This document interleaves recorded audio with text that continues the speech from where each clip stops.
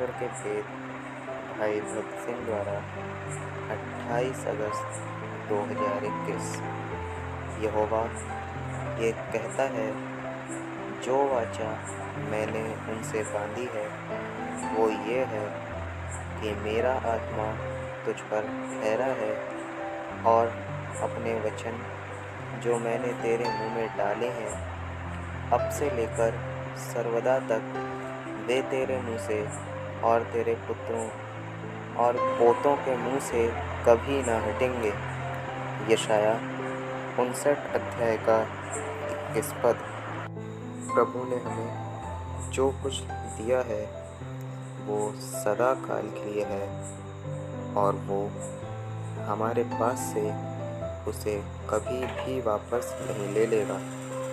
जब हम विफल हो जाएं, तब वो हमें उलाहना दे, शिक्षा दे और दंड दे, तो भी उसने हमको जो दिया है उसे वो कभी भी नहीं लेगा।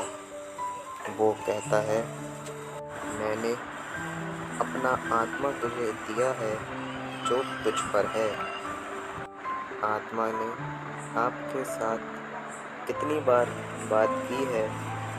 सचमुच नया जन्म पाने के बाद भी सांसारिक मित्रता एवं मसीही मोह को पाने के बाद भी सांसारिक मित्रता एवं मोह के कारण बहुतेरे पीछे हट जाते हैं, परंतु निरंतर वे एक वाणी सुनते हैं कि मेरी बेटी, मेरे बेटे वापस आओ।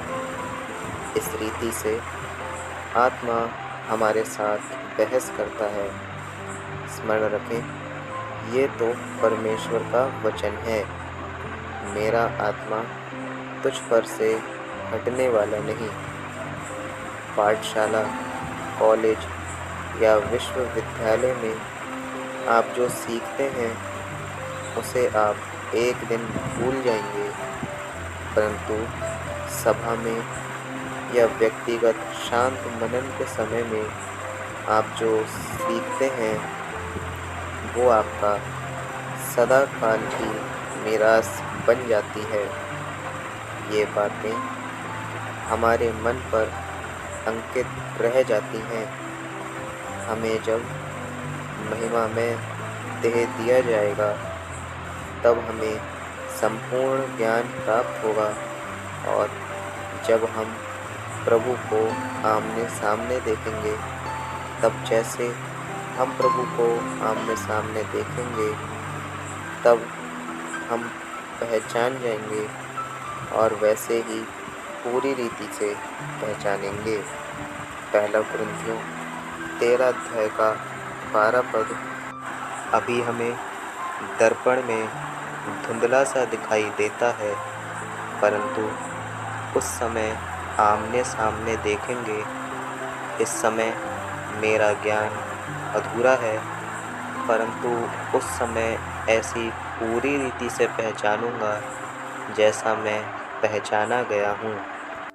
इस संपूर्ण ज्ञान के कारण पूरे स्वर्ग में क्या चल रहा है उसे हम समझ सकेंगे, परंतु इस पृथ्वी पर रहते हुए हमारा ज्ञान अधूरा रहता है।